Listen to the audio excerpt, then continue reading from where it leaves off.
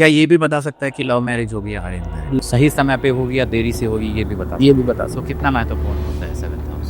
Seventh house first house का opposite है। जैसे कि नाइन्थ हाउस होता है हमारे धर्म का। हम बिजनेस की अगर बात करते हैं तो बिजनेस पार्टनर के बारे में बताता है। पूरे इंडिया में अष्टकूट मिलान दो चीजें हर कोई करता है। मेरे पास जब भी कुंडली आती है तो मैं कभी भी अष्टकूट मिलान नहीं मिलाता।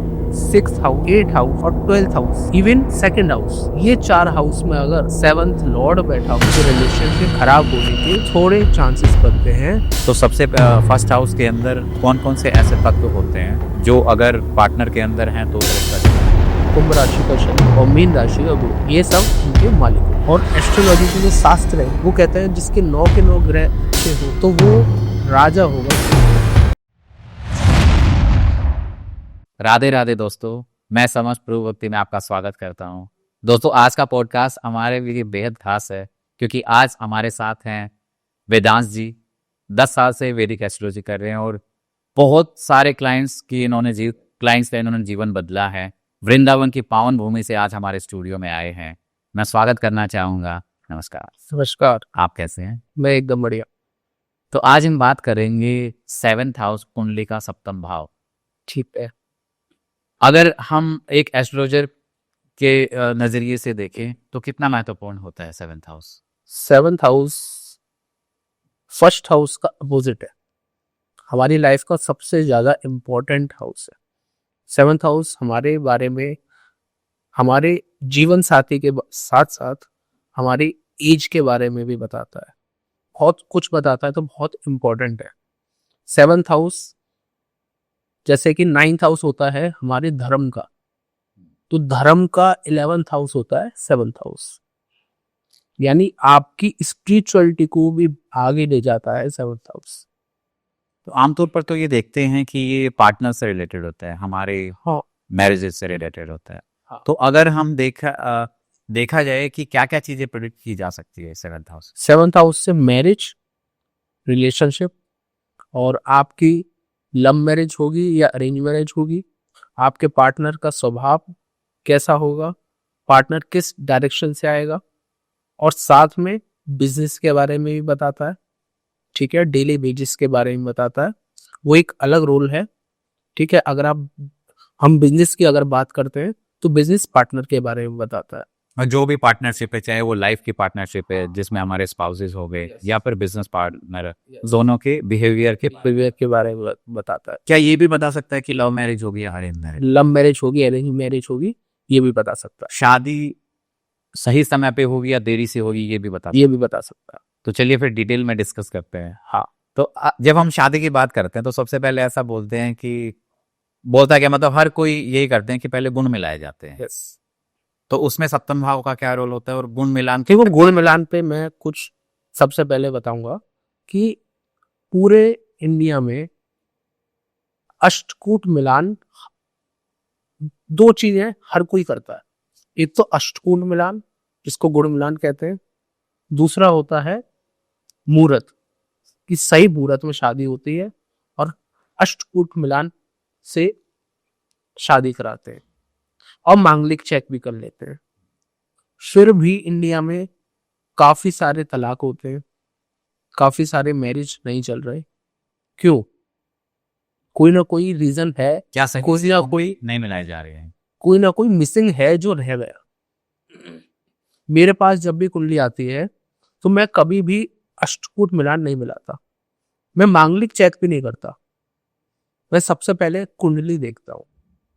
कुंडली का, जैसे आपने बोला, तो कुंडली का 7th हाउस को चेक करता हूँ। 7th हाउस कैसा है, 7th हाउस में कौन से ग्रह बैठे हैं, और 7th लॉर्ड कैसा है। 12 भावों में 7th लॉर्ड कहीं भी जा सकता है। इसको अगर और थोड़ा सा इजी वे में आपको बताऊं, जैसे कि ये मोबाइल है, ठीक है, ये मोबाइल है। मैं अगर मोबाइल अच्छा ले रहा हूं, अगर मैं इसका ओनर हूं, इसको चलाने लायक अच्छा हूं, तो मैं इसको बहुत अच्छे से चला सकता हूँ। समझ रहा भी बताऊंगा। अगर मैं बेकार मोबाइल ले रहा हूँ, चलाने वाला अच्छा है तो चला लेगा। अगर खराब मोबाइल ले रहा हूँ, चलाने वाला अच्छा है तो उस खराब को भी चला लेगा। तो सेवंथ हाउस इस तरीके से बात करता है। सेवंथ हाउस है आपका पार्टनर और सेवंथ लॉर्ड है उसको चलाने वाला कैसा है। तो सबसे ज्यादा इंपॉर्टेंट होता है आपकी कुंडली का सेवंथ लॉर्ड कैसा है। कुंडली की अगर मैं थोड़ी सी बात करूं तो कुंडली में 6th हाउस, 8th हाउस और 12th house, even 2nd house, ये 4 हाउस में अगर सेवंथ लॉर्ड बैठा हो तो रिलेशनशिप खराब होने के थोड़े चांसेस बनते हैं। अगर हम और कुंडली भी देखें और थोड़ा सा हम गहराई से देखें, मतलब अगर इसके अंदर है तो कुछ चांसेस हैं, उसके बाद विस्तृत अध्ययन करना हाँ पड़ेगा। उसके बाद और अध्ययन करना तो पड़ेगा। हम अगर कुंडली मिलाते ही आए तो अगर मान लो आपके पास अगर कोई आता है कि बच्चों की शादी होनी है और कुंडली मिलान करवाना है, तो आप क्या क्या चीजें देखते हो, क्या क्या चीजें एनालाइज करते हो? हाँ, तो कुंडली मिलान जब भी हम करते हैं तो एक छोटी सी बात तो बता देता हूँ, रह गई थी, कि अष्टकूट मिलान जो होता है वो सिर्फ चंद्रमा को लेकर होता है। आपके मून को और आपके पार्टनर के मून को पकड़ लेंगे और मिलान करेंगे। तो ये सिर्फ इतना ही अष्टकूट मिलान है। मैं कहता हूं बाकी के 8 ग्रह कहाँ गए? 8 ग्रह को भी तो हमें मैच करना है। तो ये थोड़ी सी कमी है अष्टकूट मिलान में। ठीक है, फिर हम क्या क्या चेक करते हैं, क्या क्या इंपॉर्टेंट रोल है। सबसे पहले हम देखेंगे कुंडली का फर्स्ट हाउस, दोनों का बिहेवियर कैसा है, एक दूसरे से मैच करता है या नहीं करता, मतलब तत्व कैसे है। फायरी तत्व है और एक वाटरी तत्व है तो मैच नहीं करेगा। ठीक है, तो तत्व देखना भी बताऊंगा। इसके बाद आता है फिफ्थ हाउस। फिफ्थ हाउस होता है बच्चों के बारे में, कि अगर मान लो आपका हाथ टूटा हुआ है, दूसरे का हाथ ठीक है, तो एटलीस्ट वो आपका राइट हैंड बन जाएगा। ठीक है, किसी का फिफ्थ हाउस खराब है और किसी का फिफ्थ हाउस अच्छा है तो चीजें बैलेंस हो जाएंगी। चीजें बैलेंस हो जाएगी। फिफ्थ हाउस होता है बच्चों का।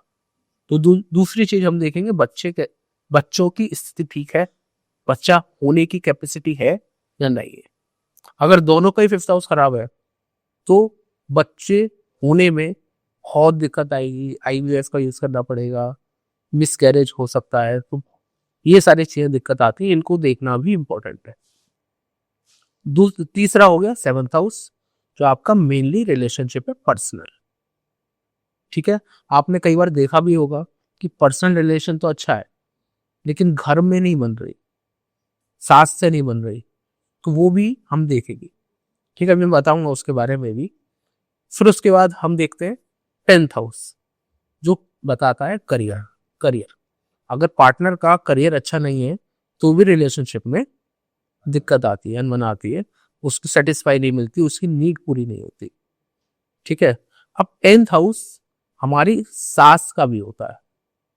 ठीक है, अगर 10th हाउस पीड़ित है या 10th हाउस और 7th हाउस में रिलेशन नहीं है तो सास से नहीं बनेगी। ठीक है, तो ये भी हम अलग तरीके से देखते हैं। तो ये कुछ चीजें अगर हम देख लें तो आपका मैच मेकिंग अच्छा है।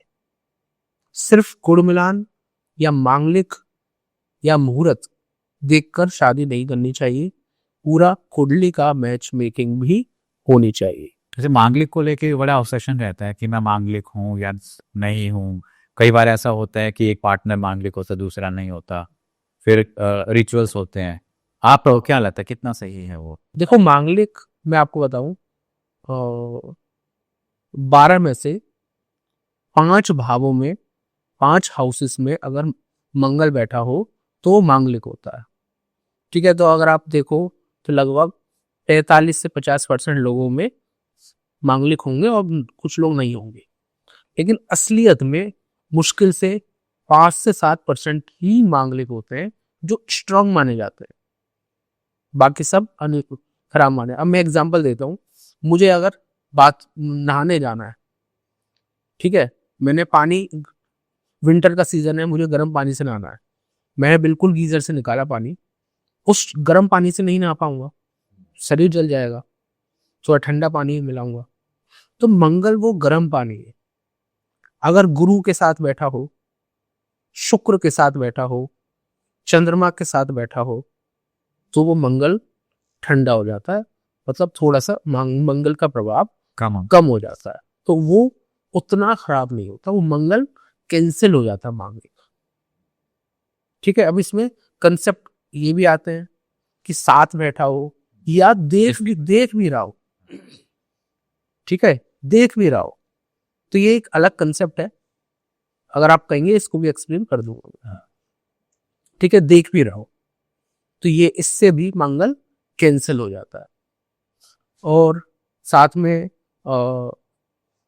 साउथ में थोड़ा मानते हैं कि मंगल अगर सेकंड हाउस में भी हो तो भी मांगलिक होता है, तो बोलने में थोड़ा सा कठोर हो जाता है, उसकी बोली अच्छी नहीं होती सेकंड में मंगल हो।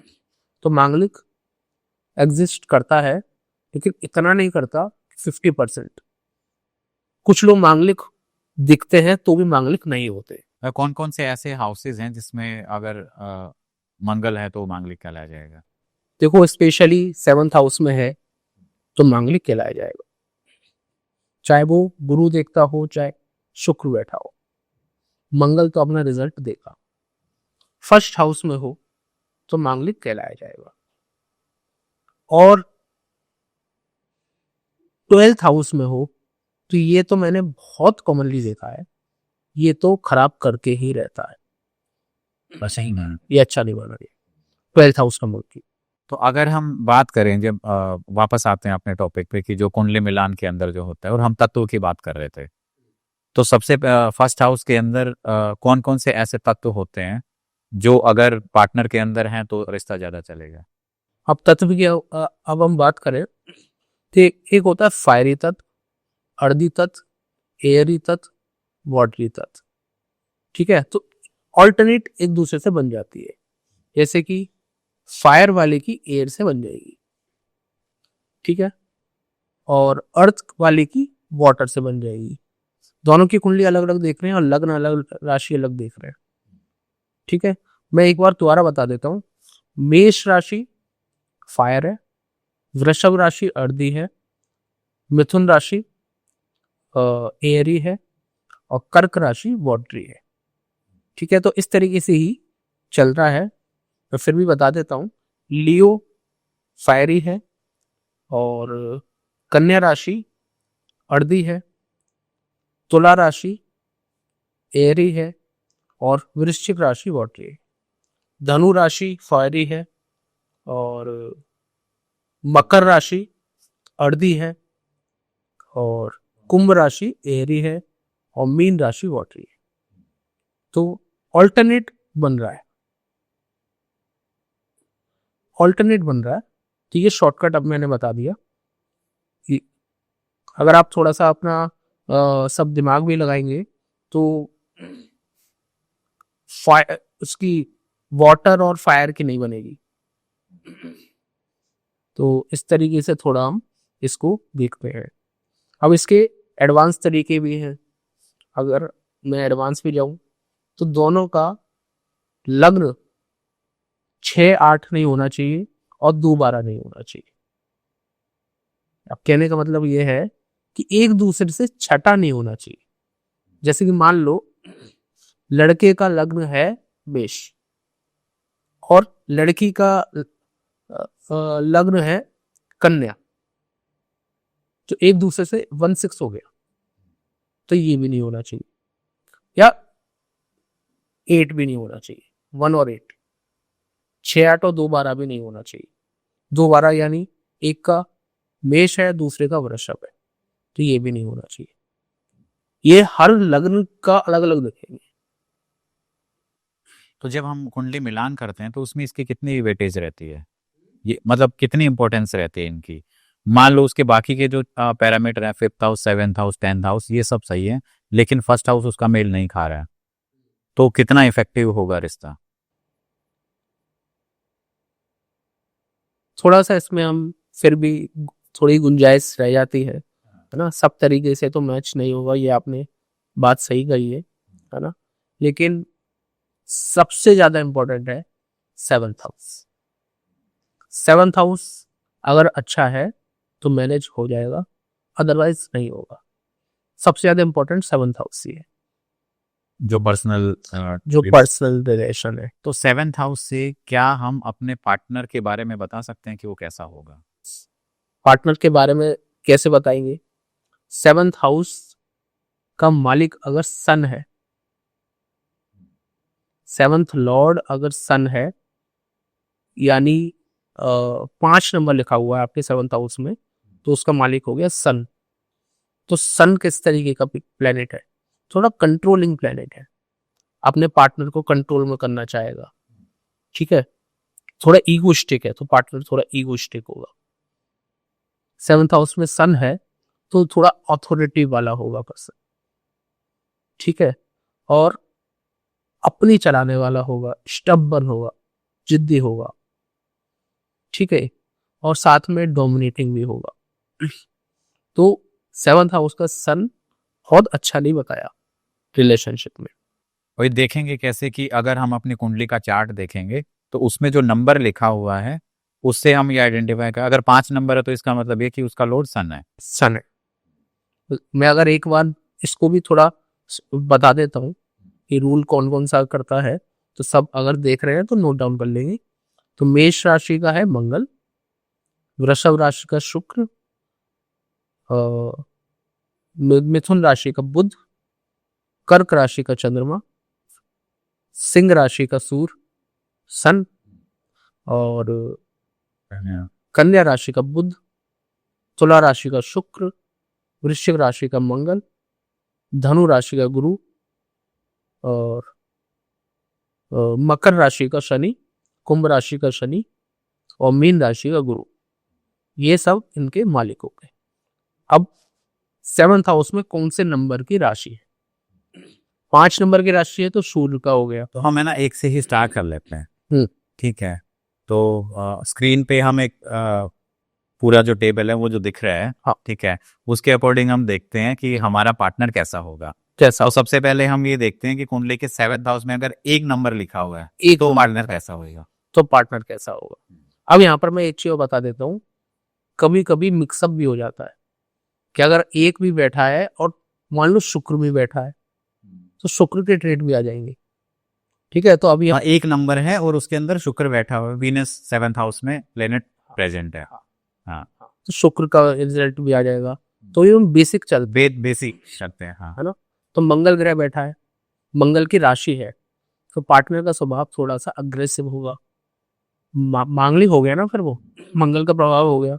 अग्रेसिव होगा, थोड़ा लड़ाई झगड़ा करने वाला होगा, कंट्रोलिंग करने वाला होगा, सारा काम खुद ही करने वाला होगा। मतलब मैं कपड़े भी मैं धो लूँ, खाना ही मैं बना लूँ, बाजार से सामान भी मैं ले आऊँ, और घर का सारा काम मैं कर लूँ, दूसरे को कुछ नहीं करने देगा, ठीक है। थोड़ा डोमिनेटिंग हो गया मंगल। और मंगल थोड़ा फायरी है, ठीक है। तो फायरी के साथ साथ जल्दी गुस्सा आ जाना, इस तरीके का थोड़ा उसका बिहेवियर होगा। और साथ में मंगल, जब मंगल की राशि यहाँ पर आ गई तो ऐसा व्यक्ति एक्सट्रोवर्ट बहुत होता है, ठीक है। मंगल की 2 राशियां होती हैं, एक तो 1 नंबर वाली और एक 8 नंबर वाली, ठीक है। तो कुछ कुछ राशियां 1 और 8 का कॉमन ट्रेट होंगे लगभग, लेकिन 8 वाले लोग थोड़े से इंट्रोवर्ट होते हैं और 1 नंबर वाले एक्सट्रोवर्ट होते हैं। 1 नंबर वालों का जो मंगल है वो बाहर है, 8 नंबर वालों का जो मंगल है वो अंदर है। गुस्सा होगा अंदर ही अंदर हो जाएगा, अग्रेसिव होगा अंदर ही अंदर हो जाएगा, और फटेगा तो एकदम फटेगा, वॉल्केनिक।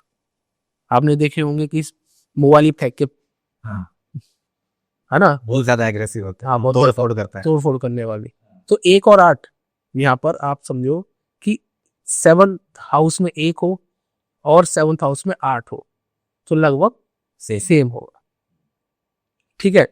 इसको थोड़ा सा बाइफरगेट हम करते हैं जब अलग अलग प्लेनेट बैठा हो या कोई देख रहा हो, फिर D9 का रोल भी आ जाता है इसमें, ठीक है। फिर हम बात करते हैं 2 और 7 की। 2 नंबर लिखा हो या 7 नंबर लिखा हो, दोनों की शुक्र की राशि है, ठीक है। तो शुक्र वाले किस तरीके के होते हैं? शुक्र वाले थोड़े से रोमांटिक होते हैं, ठीक है, केयरिंग होते हैं, पॉजिटिव माइंडसेट लेकर आते हैं, ठीक है, सजना संवरना उन्हें बहुत पसंद होता है, फैशन करना बहुत पसंद होता है। और 7 नंबर, अगर शुक्र 7 नंबर का मालिक है शुक्र, अभी हमने बताया था, शुक्र अगर कुंडली में अच्छा भी हो तो पार्टनर के भाग्य से आपके पास पैसा भी आएगा, क्योंकि शुक्र का है। शुक्र अगर अच्छा हो तो आपकी शादी के बाद हम देखते हैं कि ग्रोथ मिलेगी या नहीं मिलेगी। ठीक है, तो एक अलग कंसेप्ट है, इसको भी हम डिस्कस कर सकते हैं, इस शादी के बाद कैसा रहेगा। ठीक है, कभी कभी बच्चों के बाद भी होता है, वो भी एक अलग कंसेप्ट है। ठीक है, 7 नंबर शुक्र का प्रभाव है, तो आर्टिस्टिक होगा, कला जानता हो, क्रिएटिविटी उसके अंदर बहुत होगी। ठीक है, तो ये 7 नंबर की क्वालिटी हो गई, शुक्र की क्वालिटी हो गई। अब आगे बढ़ते हैं, अगर 3 और 6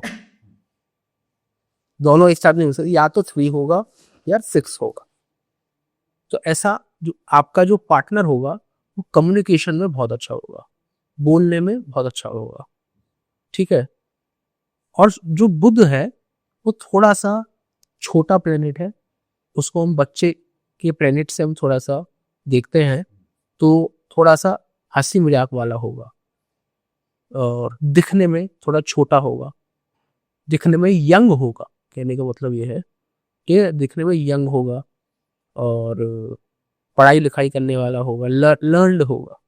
ठीक है, कुछ ना कुछ सीखने वाला व्यक्ति होगा। और साथ में बुद्ध की क्वालिटी आ जाती है कैलकुलेटिव हो, हाँ, एनालिटिकल, कैलकुलेटिव, हर चीज में हम कहते हैं अकाउंटिंग में अच्छा है। ठीक है, इस तरीके का थोड़ा होगा।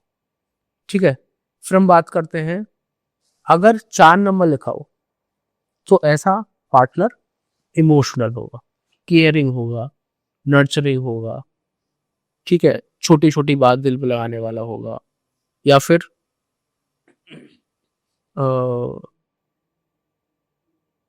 अटेंशन सीकर होगा, मतलब उसको अगर अटेंशन नहीं दी तो वो रो जाएगा, ओवर थिंकर भी हो सकता ओवर थिंकर भी हो सकता है, क्योंकि चंद्रमा की राशि है, चंद्रमा अस्थिर प्लेनेट है। ठीक है, तो ऐसे में रिलेशनशिप में थोड़ी सी दिक्कत भी आती है, अगर 4 नंबर में मून बैठा हो तो भी। ठीक है, तो हम इस पे अलग से बात करेंगे। फिर आ जाती है 5 नंबर की, 5 नंबर अगर लिखा हो, ठीक है, तो पार्टनर कैसा होगा।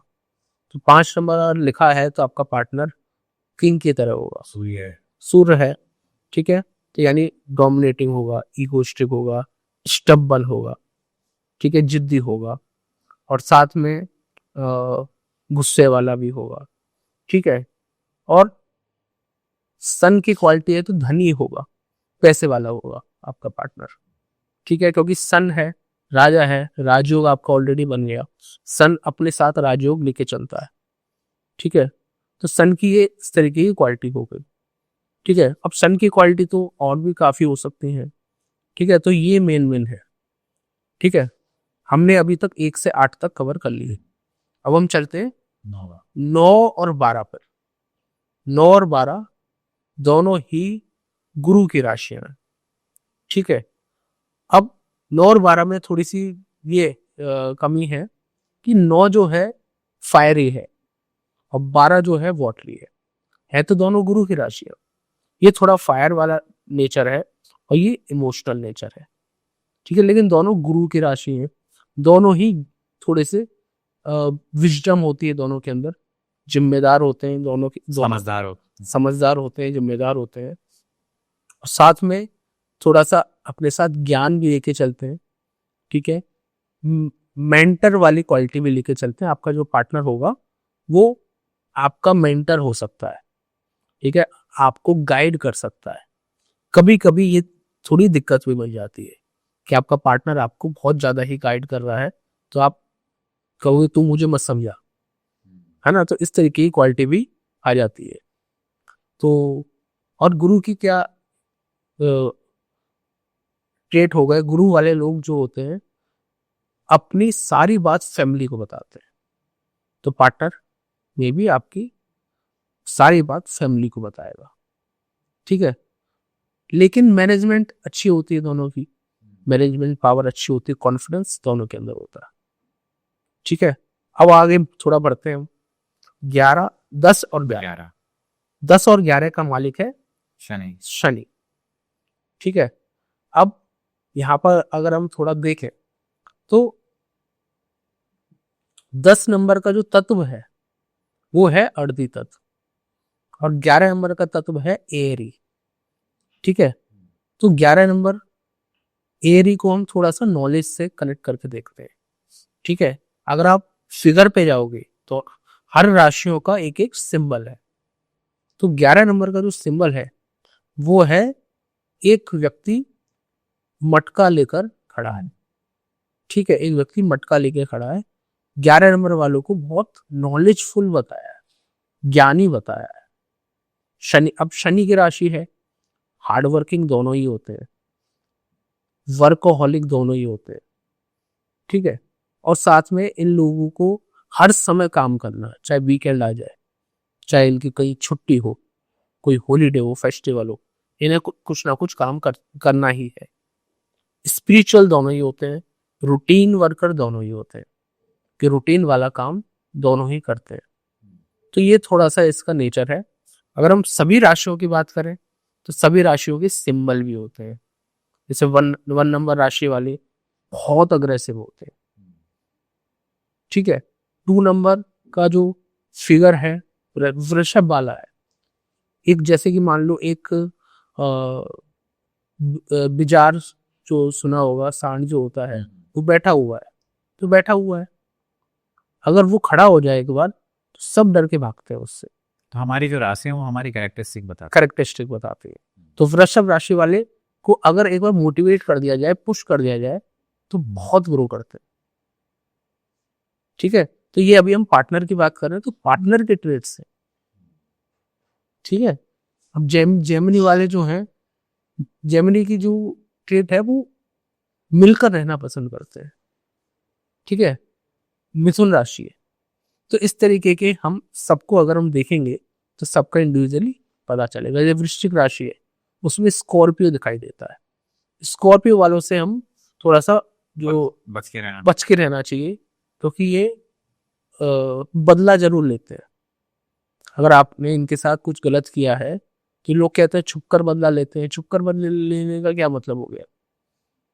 ये आपसे, जैसे कि आपने एग्जाम्पल के लिए फोन चार्जिंग पे उनका नहीं लगाया, तो ये छुपके क्या करेंगे, सामने वाले का भी फोन का प्लग बंद कर देंगे या चार्जर ले तो छुपकर बदला लेंगे, पता भी नहीं चलेगा और बताएंगे और भी। डंक मारेंगे जैसे बिच्छू डंक मारता है ऐसे। हाँ। तो इस तरीके का थोड़ा सा वृश्चिक वालों के साथ रहता है।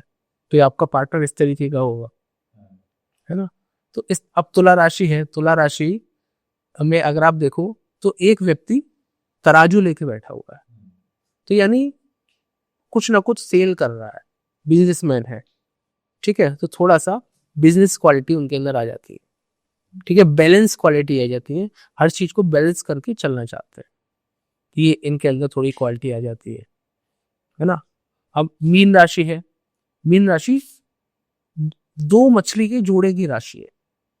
ठीक है, अगर आप हल्का सा टच करोगे तो भाग जाएगी। थोड़े से इनसिक्योर फील करते हैं, सीक्रेटिव होते हैं मीन राशि वाले।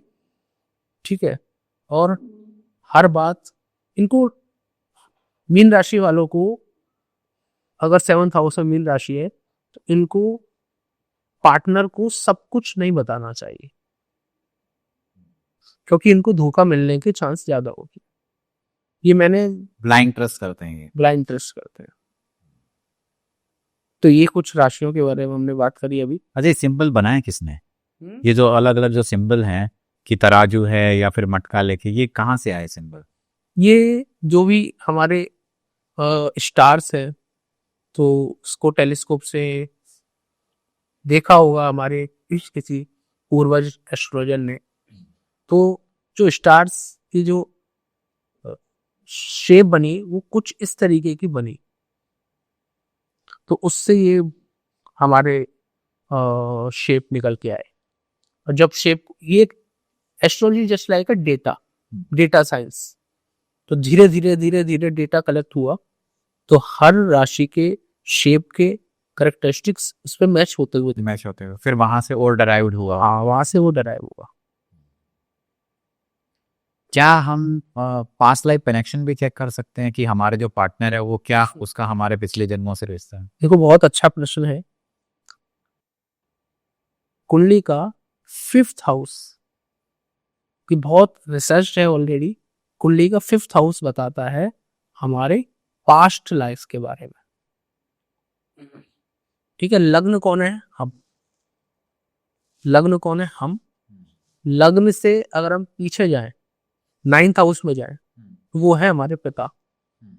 और उससे भी अगर हम पीछे जाएं 5th हाउस में, वो है हमारे फादर के फादर, हमारे पूर्वज।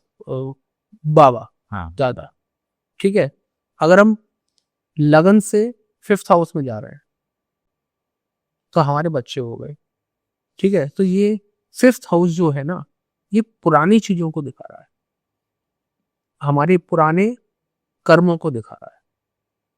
ठीक है, तो पास्ट लाइफ को दिखाता है 5th हाउस। 5th हाउस से 7th हाउस पार्टनर का हो गया। समझ पा रहे हैं? 5th हाउस से 7th हाउस पार्टनर का हो गया, यानी 11th हाउस। अगर 11th हाउस का कोई कनेक्शन लगन कुंडली बर्थ चार्ट के 7th हाउस से हो जाए, तो आपका, आपके पार्टनर का पास्ट का कोई कनेक्शन है, अदरवाइज नहीं। तो पहले हम 5वां देखेंगे, 5th हाउस देखेंगे। तो 5th हाउस में हमें कुछ कैलकुलेशन भी करनी हो? नहीं, सिंपल सी बात है। ये तो मैंने आपको एक्सप्लेन किया है। हाँ। कि कुंडली का 11th हाउस और कुंडली का 7th हाउस, दोनों का अगर कहीं से भी कनेक्शन बन रहा है, तो आपका पास्ट लाइफ कुछ ना कुछ कनेक्शन है। अच्छा, जब हम बात करते हैं कि कनेक्शन, कुंडली में कोई कनेक्शन, तो इन कनेक्शन का मतलब क्या होता है? अब ये जो कनेक्शन है, ये थोड़ा टेक्निकल टॉपिक है, एक मैं बताता हूँ फिर। हाँ, एक और भी कि 7th हाउस में मान लो 5 नंबर लिखा हुआ है, और 11th हाउस में अगर 5 नंबर लिखा होगा तो 5, 6, 7, 8, 9, 11 नंबर में 9 नंबर लिखा होगा। 5 और 9 हो गए। 5 का मालिक कौन हुआ? सन। 11 का मालिक कौन हुआ? शनि, गुरु। हाँ। 9 का, हाँ।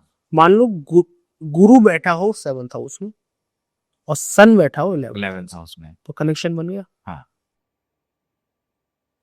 आप मेरे घर पे हो, मैं आपके घर पे हूँ, तो कुछ ना कुछ कनेक्शन, कनेक्शन बन गया। ये कनेक्शन बन गया। क्या जो दृष्टि होती है, दृष्टि को भी हम कनेक्शन के रूप में देखते? यस, यस, दृष्टि को भी हम कनेक्शन के रूप में देखेंगे। अच्छा, कौन से ऐसे प्लेनेट हैं जो 7th हाउस के अंदर सही माने जाते हैं कि अगर उनकी प्रेजेंस होती है तो वो कुंडली के अंदर उनका जो पार्टनर है वो काफी अच्छा होगा? देखो, ये आपने बहुत टेक्निकल क्वेश्चन मुझसे पूछ लिया।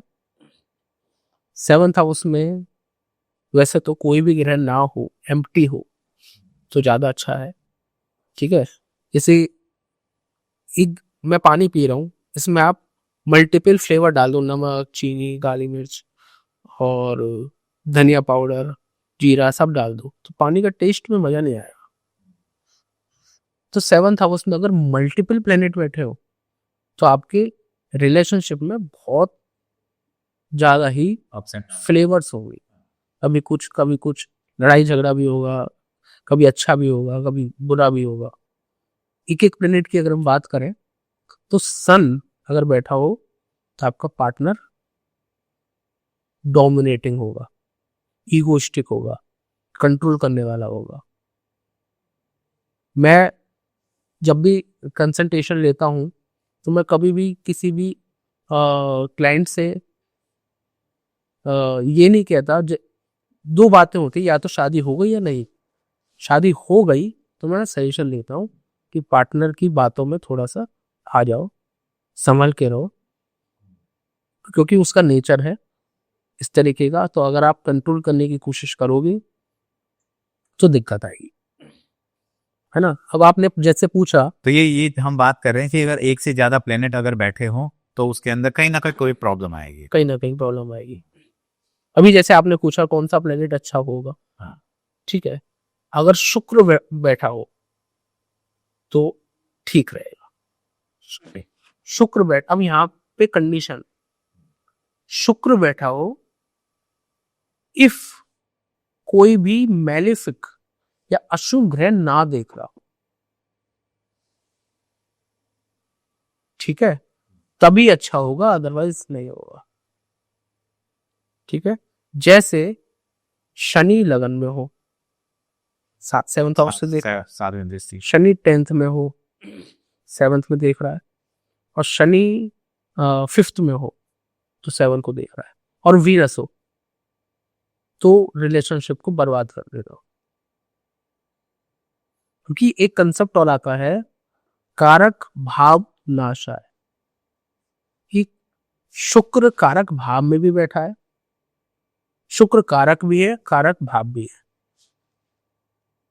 तो उसको थोड़ा सा उसने खराब कर दिया।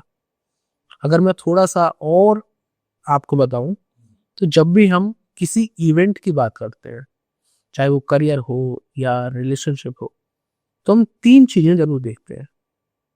एक तो 7th हाउस, मान लो मैरिज की बात कर रहे हैं तो 7th हाउस, 7th लॉर्ड और उसका कारक।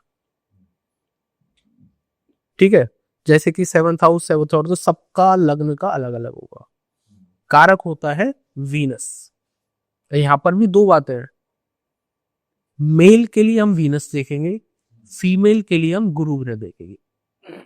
कारक में, कारक बताता है ब्यूटी ऑफ मैरिड लाइफ। असली में ब्यूटी, बहुत लोग कहते हैं शादी के 10 साल हो गए बट मजा नहीं आ रहा, फील नहीं आ रहा है ना, खुश नहीं हो रहा, तो उसके लिए हम कहीं ना कहीं उसका कारक खराब होगा। तो ये कारक हमारा क्या 7th हाउस में प्रेजेंट होता है वो देखा जाता है, या फिर कहीं पर भी बैठा हो, कारक कैसे आइडेंटिफाई करते हैं?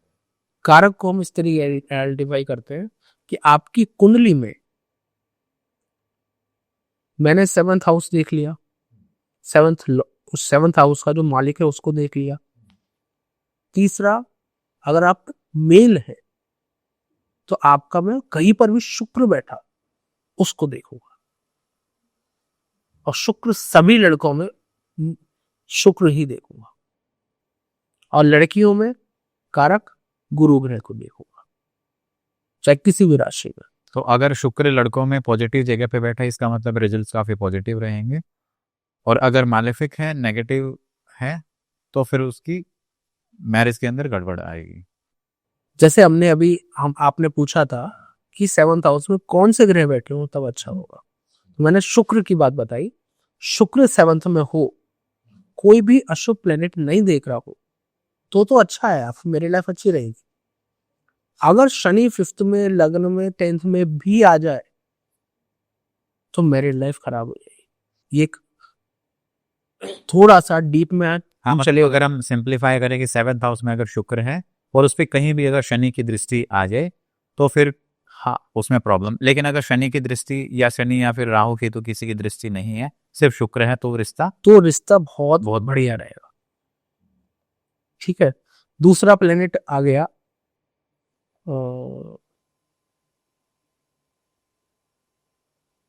दूसरा प्लेनेट है बुध। बुध अगर आ जाए तो भी रिलेशनशिप अच्छा माना जाता है, इफ कम्युनिकेशन दोनों के पार्टनरशिप में अच्छा हो। अगर क्योंकि 7th हाउस में बुध ग्रह कम्युनिकेशन गैप दे देता है, मिसअंडरस्टैंडिंग दे देता है, अगर ये दोनों ना हो तो भी मैरिड लाइफ अच्छी है, क्योंकि बुध कम्युनिकेशन का प्लेनेट है, कम्युनिकेट करना चाहता है। मान लो वृश्चिक लग्न वाला व्यक्ति हो, मान लो वृश्चिक लगन है और 7th हाउस में बुध है, तो एक बात करना चाहता है, एक चुप रहना चाहता है, तो उसको दिक्कत होगी। आप बात नहीं करोगे तो वो किसी और से करेगा या करेगी। ठीक है, अब चंद्रमा की अगर हम बात करें तो चंद्रमा 7th हाउस में अस्थिरता देता है, तो थोड़ा सा चंद्रमा के जिस तरीके से चंद्रमा की चाल होती है, पार्टनर की चाल भी वैसी होगी। कभी खुश, कभी दुख, कभी गुस्सा, कभी टेंशन, कभी कुछ। उसके हर दिन इमोशंस में बदलाव दिखेंगे। 7th हाउस के शुक्र वालों को एक छोटी सी सलाह मैं ये दूंगा कि उन लोगों को अपने पार्टनर पर शक नहीं करना चाहिए। ये 7th हाउस शुक्र। 7th हाउस के मून। चंद्रमा पर हाँ ठीक है। अगर वो शक करेंगे तो उनकी मैरिज लाइफ खराब होगी। क्यों? इसके पीछे का रीजन है कि 7th हाउस के शुक्र गुरु ये चंद्रमा वाले लोग ओवर प्रोटेक्टिव होते हैं, इमोशनल होते हैं, ओवर थिंकर भी कह सकते ओवर थिंकर भी होते हैं, है ना। मान लो आप अपने बच्चे से बहुत प्यार करते हो, तो अगर वो थोड़ा ही बाहर चला गया तो आपको डर, इनसिक्योरिटी रहेगी कहीं इधर उधर ना चला जाए। तो ये तो जब हम ऑलरेडी 30-40 साल के हैं और पार्टनर आप पे शक करता रहेगा कि कहीं इधर उधर ना चला जाए, कहीं अफेयर ना कर ले, 7th हाउस के चंद्रमा पर ये इशू आता है। और बाकी कोई और प्लेनेट नहीं है जो अच्छा रहे। बस यहाँ पर कुछ केसेस हैं, कुछ केसेस हैं। अगर 7th हाउस में शनि है, वो तुला राशि का, मकर राशि का, कुंभ राशि का हो, तो शनि 7th हाउस में अच्छे रिजल्ट देता है। ठीक है। फिर उसके बाद सन, सूर्य ग्रह अगर मेष राशि का या सिंह राशि का 7th में हो तो अच्छे रिजल्ट देता है। ठीक है। हमने मंगल की बात करें, मंगल अगर मेष राशि का, मकर राशि का या वृश्चिक राशि का हो तो अच्छे फल देता है। मंगल के बाद और कौन सा ग्रह हो गया? बुध की हमने बात कर ली, राहु की अगर हम बात करें, राहु, एक बार बृहस्पति की बात कर रहे थे। बृहस्पति में थोड़ी सी ये रहती है, 7th हाउस में बृहस्पति हो तो ऐसा व्यक्ति स्पिरिचुअल बहुत हो जाता है। मतलब ऐसे व्यक्ति का पार्टनर या फिर वो खुद? मैं थोड़ा सा खुल के बताता हूँ हाँ। कि उन लोगों को 7th हाउस और किन चीजों का होता है। पार्टनर के साथ साथ हमारी सेक्सुअलिटी का भी होता है। अब गुरु बैठा है तो उस पार्टनर को वो खराब लगेगा, मैं तो ब्रह्मचर्य फॉलो करने वाला हूं, मैं ये सब चीजें नहीं करता, तो थोड़ी सी रिलेशनशिप में दिक्कत आती। जो भी तो मैं कह रहा हूं 7th हाउस में कोई ग्रह ना हो, ठीक है, तो ये थोड़ा सा उनमें दिक्कत आती है। और इसलिए कुछ लोग उपाय बताते हैं कि, और उसमें उपाय ये भी है कि आपके बेडरूम में कोई भी भगवान की तस्वीर नहीं होनी चाहिए, चाहे बाहर कहीं भी लगा लो, बेडरूम में मत लगाओ 7th हाउस में जिसका गुरु हो। बाकी गुरु कहीं भी हो चलेगा। एक गुरु से मेरे को बस याद आ गया, बाकी हम आगे डिस्कस करेंगे, कि गुरु D9 में अगर लगन में अकेला बैठा हो तो उसकी शादी नहीं होती या लेट होती है। तो इसमें 7th हाउस भी देखा जाता है या फिर अगर हम डायरेक्टली D9 डायरेक्ट D9 में चले जाओ कि अगर वहां पे गुरु फर्स्ट हाउस में है तो शादी में देरी होगी? तो ये एक अलग रीजन है। तो हमने बाकी, अब आपने राहु केतु की बात करी। हाँ। तो राहु केतु बहुत ही अलग ही प्लेनेट है। राहु का सिर है, नीचे का पार्ट नहीं है। कि मैं अगर पानी पीता जाऊं पेट में, पेट तो है ही नहीं, हाँ। मैं कितना भी पी सकता हूं, पेट ही नहीं भरेगा। तो राहु 7th हाउस में बैठा हो, उस व्यक्ति का कभी भी एक से पेट नहीं भरेगा, मल्टीपल चाहिए होंगी। इसमें अफेयर होते हैं, अफेयर जब भी होते हैं राहु बैठा हो। अगर 7th हाउस लड़के की कुंडली है, 7th हाउस उसमें राहु बैठा है, तो वो अफेयर करेगा या उसका पार्टनर अफेयर करेगा? पार्टनर करेगा। ये थोड़ा सा इशू आ जाता है उसके अंदर, ठीक है। और अब इसमें कुछ केसेस हैं, अगर राहु अ, कन्या राशि का हो, लगन लगन अगर कन्या है, लगन कन्या है, हाँ। नहीं नहीं नहीं नहीं नहीं, राहु कन्या राशि में हो तब दिक्कत नहीं देगा। अगर मैं केतु की बात करूं तो केतु इस तरीके का प्लेनेट है, मान लो आप पेट भर के खाना खा लिया आपने, आप सो गए, 1 घंटे बाद उठे, 1 घंटे के लिए सो गए, फिर उठे, आपके सामने फिर खाना आ गया, आप खाओगे ना, पेट भरा हुआ है ना।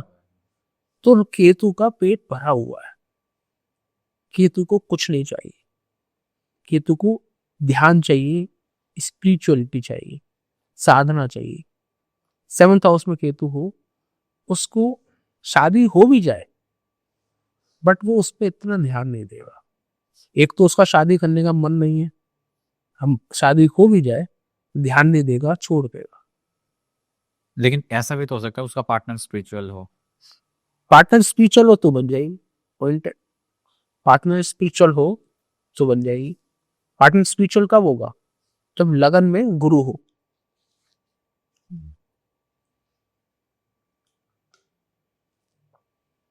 अच्छा, अगर हम एक ऐसा कॉम्बिनेशन लें कि जिसके लड़के के फर्स्ट हाउस में राहु, 7th में केतु, और लड़की के फर्स्ट में केतु, 7th में राहु, कैसी होगी की जोड़ी? थोड़ी सी कॉम्प्लिकेटेड होगी। के 7th में केतु है, वो चाहता ही नहीं है, उसको शादी से मन भर चुका है, उसका एक का मन भरा ही नहीं है, वो तो और चाहता है। तो अच्छा मैच मेकिंग तो नहीं है, अच्छा मैच मेकिंग तो नहीं है दोनों का। मतलब कि शादी टिकनी बहुत मुश्किल है। हाँ, लेकिन देखो मैं सिर्फ राहु केतु पर डिसीजन नहीं दे सकता। 7th Lord is very important. 7th Lord, अगर मैंने आपको बताया कि खराब से खराब मेरे पास गाड़ी हो, खराब से खराब मेरे पे गाड़ी हो, अगर चलाने वाला अच्छा है तो उससे काम चला लेगा। मर्सिडीज आ जाए उसके पास, चलाने वाला बेकार है, उसको खराब कर देगा। तो 7th हाउस आपकी वो स्थिति है। मैरिज मैरिज अगर मान लो खराब है आपकी, 7th लॉर्ड चलाने वाला अच्छा है तो उसको चला लेगा।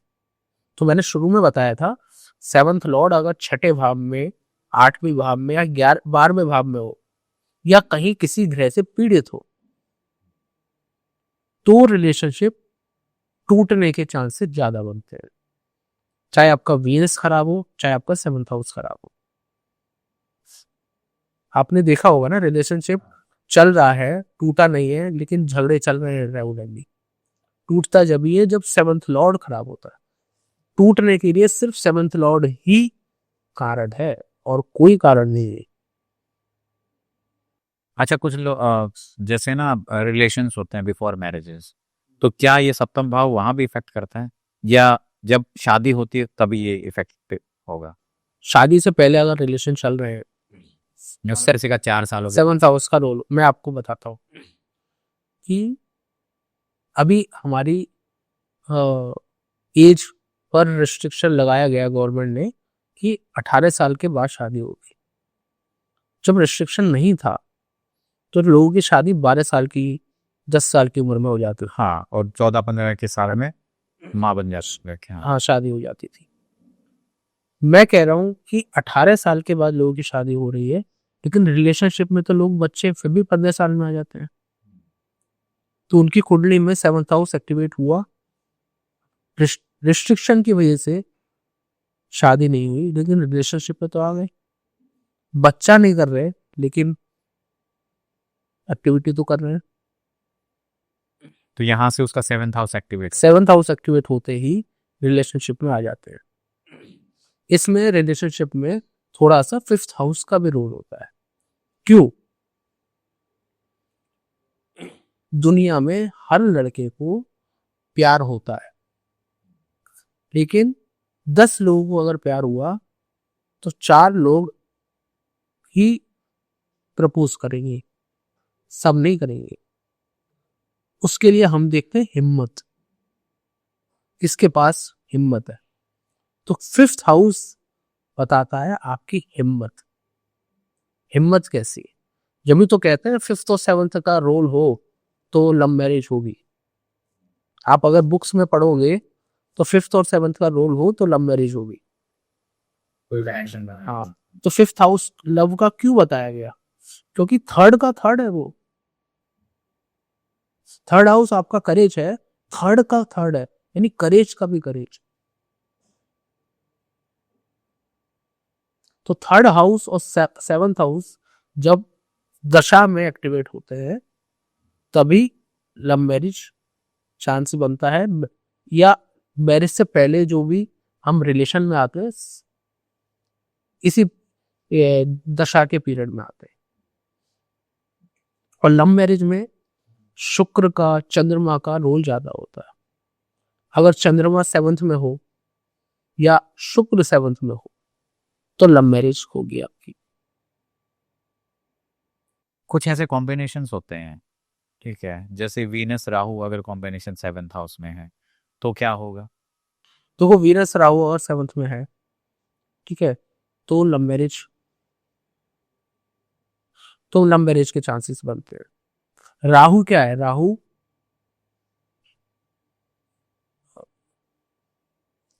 ब्रेक करता है जो भी आपके अभी तक घर में सालों से कोई रिवाज चल रही है, सालों से कुछ बाउंड्रीज चल रही है, तो बाउंड्रीज को तोड़ता है। अगर आपके घर में किसी ने भी लव मैरिज नहीं करी तो राहु 7th में है तो लव मैरिज करा देगा, ठीक है। राहु 7th में है तो लव मैरिज के साथ साथ अदर कास्ट में भी लव मैरिज करा देगा। और वीनस लव का कारक है तो वो भी करा देगा। तो राहु उसको इन्फ्लुएंस करेगा। हाँ, अब यहाँ पर मैटर पता है क्या करता है कि अगर आपका वीनस बैठा है 1 डिग्री का, राहु बैठा है 31 डिग्री का, तो नहीं खाएगा। लेकिन डिग्री तो शायद 30 तक होती है ना? डिग्री 30 तक होती है। मान लो आप कमरे में घुसे और मैं बैठा हूँ बिल्कुल कोने में, तो हम ज्यादा बात नहीं कर पाएंगे या कनेक्ट नहीं कर पाएंगे। लेकिन ये तो रूम छोटा है, अगर हम बड़े रूम की बात करें, आप एक गली में कोने में आप खड़े हो, एक गली के कोने में मैं खड़ा हूं, तो बात ही नहीं कर पाएगी। तो वही स्थिति है। राहु वीनस 1 डिग्री का, राहु 31 डिग्री का, तो ये पॉजिटिव माना जाएगा? तो ये लव मैरिज के लिए पॉजिटिव नहीं है। नहीं है, हाँ। बहुत लोग कहते हैं कि लव तो कर लिया लेकिन मैरिज नहीं हो पा रही, घर वाले नहीं मान रहे। अच्छा, एक ऐसा कॉम्बिनेशन सैटर्न और केतु, शनि और केआई, इनके साथ क्या होगा? देखो, शनि केतु रिलेशनशिप को खराब करते हैं। अगर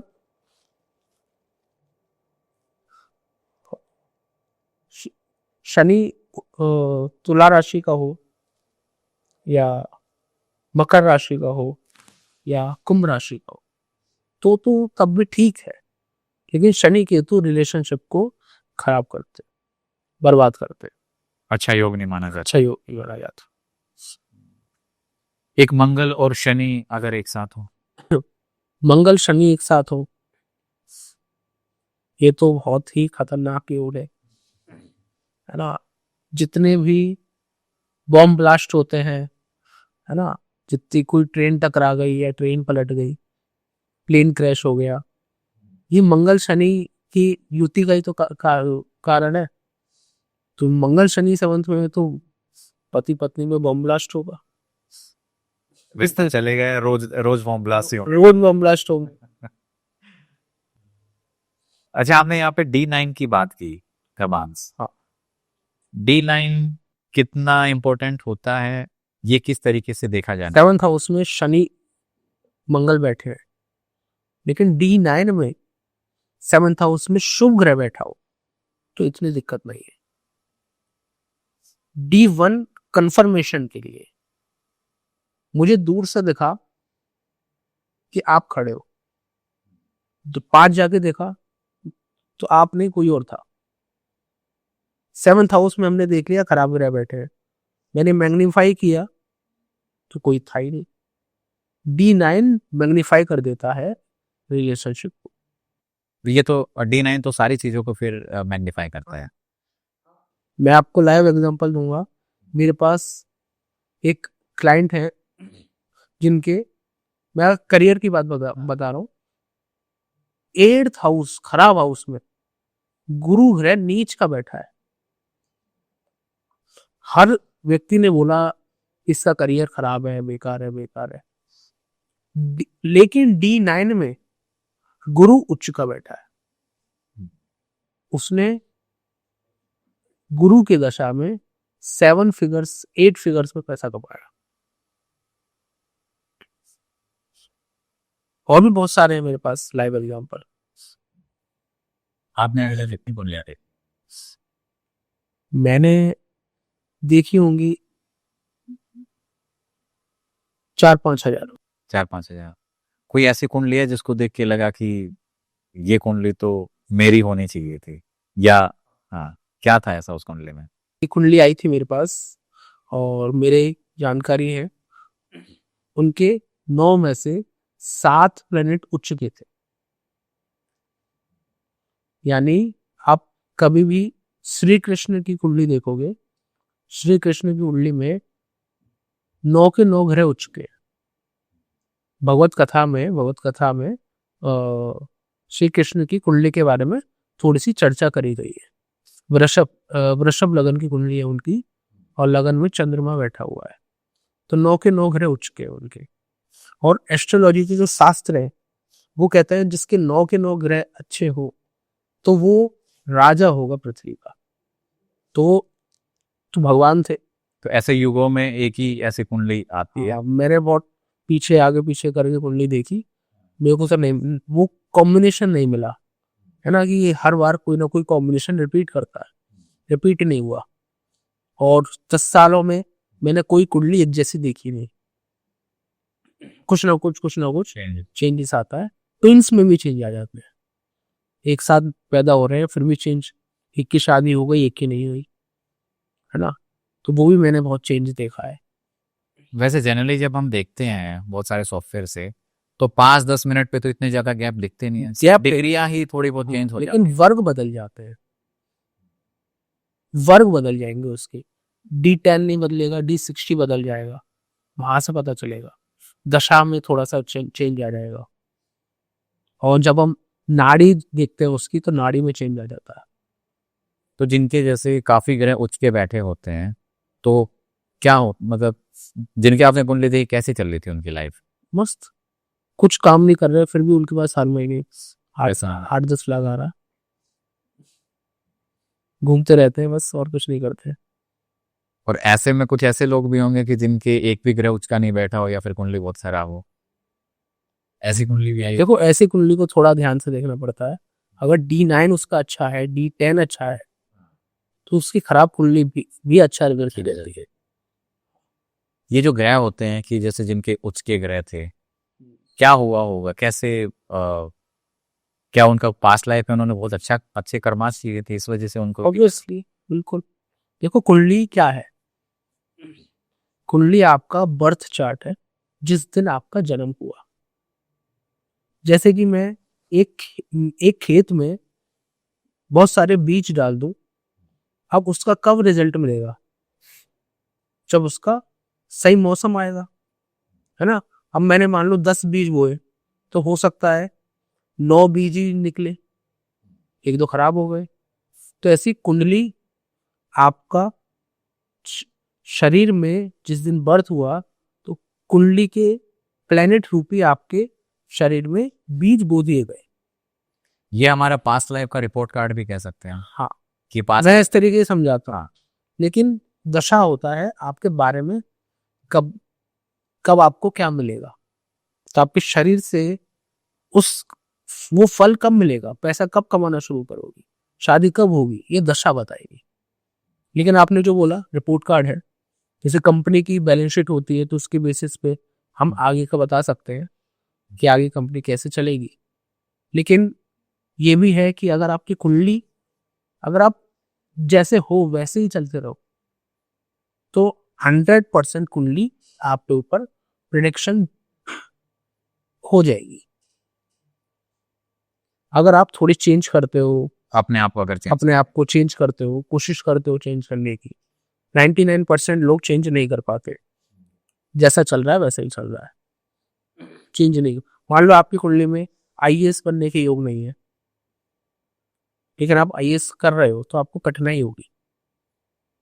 फिर भी करते गए, फिर भी तो- करो, फिर भी करो तो चेंज कर पाओगे, है ना, लेकिन वो कर नहीं पाओगे, आपको मुश्किल होगा।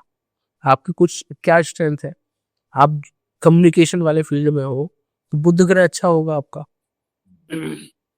बुध ग्रह ही कम्युनिकेशन कराता है, मीडिया में जोड़ता है। अगर आप इसके अलावा कुछ और करोगे तो, और कहीं ना कहीं आप मीडिया से रिलेटेड ही कुछ ना कुछ करोगे।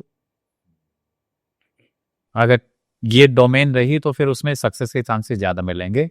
अगर किसी और डोमेन में चले गए तो फिर भटकते रह जाएंगे। हाँ, तो फिर भटकते रह जाओगे। तो आपने जैसे जो एनालिसिस की होगी, कुछ लोग बहुत अच्छा कर रहे होंगे किसी पर्टिकुलर फील्ड में, जैसे कोई कंस्ट्रक्शन में है या फिर कोई मीडिया में है, तो क्या आपने ये देखा कि कुंडली में इनके ग्रह स्ट्रांग और ये वही काम करें इसलिए इनको सक्सेस मिली?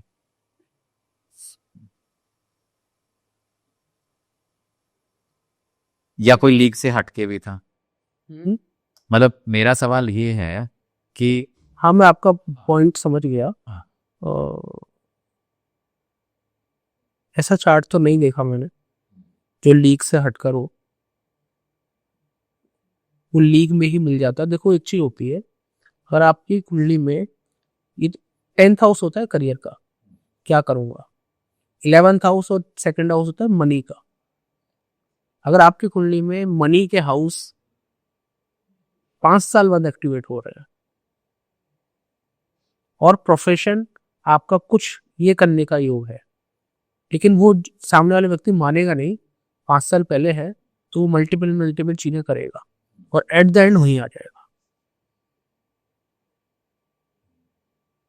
है ना। तो इस तरीके के चांसेस देखने को मिलते हैं, लेकिन बहुत कम मिलते हैं क्योंकि क्वेश्चन कम पूछते हैं ये लोग। अच्छा, आपके पास जैसे कुंडली आती है तो आपका सबसे फेवरेट ग्रह कौन सा है जिसको आप सबसे पहले देखते हो? ऐसे किसी ने कुंडली दी कि मेरा देखो, आप सबसे पहले क्या एनालाइज करते हो?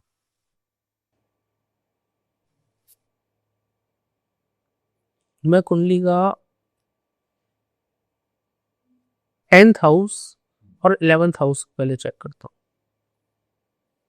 क्योंकि एक बहुत बड़ा राजयोग है। 10th हाउस और 11th हाउस आपस में एक्सचेंज होने हैं तो वो व्यक्ति बहुत ग्रो करता है। हाँ, एक बात और, जो आपने क्वेश्चन बोला तो मुझे याद आया अभी, मैं सबसे पहले 9th हाउस को देखता। हाँ। 9th हाउस का प्लेनेट अगर आपका 6th हाउस या खराब है तो आपके पास कितना भी पैसा हो फिर भी आप भागते रहो, फिर भी आप कहोगे मैं अपने से कमाऊंगा, अपना एम्पायर खड़ा करूंगा। अगर 9th हाउस का प्लेनेट 4th हाउस में हो, सेकंड में हो, और नाइन्थ हाउस का लॉर्ड अगर फोर्थ हाउस में है, 4th हाउस में हो या सेकंड में हो, तो आप बैठे बैठाए ही पैसा कमाने की कोशिश करोगे, कुछ सोचोगे घर पे ही, भागोगे नहीं ज्यादा। स्पिरिचुअलिटी को भी तो दिखाता है, धर्म, फादर। दोनों चीज देखे यार, 9th हाउस भाग्य का भी है, स्पिरिचुअलिटी का भी है। 9th हाउस जब एक्टिवेट होता करना है आपको, तो आपको 10th से दूर जाना पड़ेगा, 4th से दूर जाना पड़ेगा, सेकंड से दूर जाना पड़ेगा। मतलब आप समझो 10th हाउस से 12वां है, चौथे से छठा है, सेकंड से 8वां है। यानी आपको अपना पैसा छोड़ना पड़ेगा, आपको अपने छत छोड़नी पड़ेगी, आपको अपना काम छोड़ना पड़ेगा। असली स्पिरिचुअलिटी जब शुरू होगी। सन्यासी बन हिमालय पे जाना पड़ेगा। तो ये स्टोरी से दिखती है। हाँ, इसको सन्यास योग बोलते हैं फिर। हाँ, अच्छा, एक जेल है। बहुत कॉमनली देखा है, 9th लॉर्ड अगर सेकंड में हो ना तो ऐसा व्यक्ति अपना फैमिली बिजनेस ज्वाइन करता है, बहुत कॉमनली देखा है। अच्छा, जेल योग क्या होता है? एक जेल योग भी बोला जाता है ना? हाँ, जेल योग भी बोला जाता है। अगर 6th हाउस और 12th हाउस खराब हो तो जेल योग होगा। अब देखो, ये बड़ा टेक्निकल क्वेश्चन है। कुंडली का 12th हाउस आपका फॉरेन भी बताएगा, स्पिरिचुअलिटी बताएगा, हॉस्पिटल भी बताएगा, जेल भी बताएगा। अगर आपका 12th हाउस खराब हो और 6th हाउस भी खराब हो और दोनों में शनि राहु केतु का इन्वॉल्वमेंट हो, तब जेल होगी। क्योंकि 6th हाउस होता है लिटिगेशन का और 12th हाउस होता है जेल का। फिर पहले मुकदमे होंगे, फिर उसके बाद जेल जाना। तो ये प्रॉपर जेल ही होता है, या फिर इसको हम ये बोल सकते हैं कि एकांतवास? जो जेल योग बोलते हैं, हाँ। वो प्रॉपर क्या मतलब जेल में ही जाना होता है या फिर सेपरेट हो जाएगा सब? अब आप देखो, लगन क्या है? आप खुद। मैं लगन कौन है? आप खुद। लगन से पीछे जाओ, 12वां भाव है। आपके आने से पहले आप कहाँ थे? मम्मी के पेट में 9-10 महीने वहां रहे, तो 9-10 महीने आपका एक तरीके से वो जेल था। 12th हाउस जेल का है। जब आप निकले वहां से तो 1st हाउस में आ गए। तो इसको इस तरीके से भी हम देखते हैं।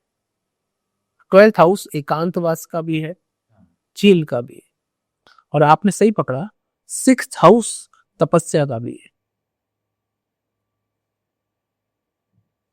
लेकिन जब 6th हाउस और 12th हाउस एक्टिवेट है, शनि राहु केतु का इन्वॉल्वमेंट नहीं है, तब एकांतवास होगा, या कहीं कोने में बैठ के आप कुछ स्टडी कर रहे होंगे, कुछ तपस्या कर रहे होंगे। लेकिन शनि राहु केतु जैसे इन्वॉल्व हुए, आपको वो लिटिगेशन कराते। चलिए, फिर इस पॉडकास्ट को हम यही एंड कर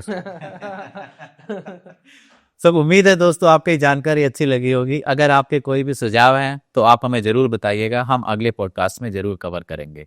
तब तक बने रहिए हमारे साथ। धन्यवाद। राधे राधे।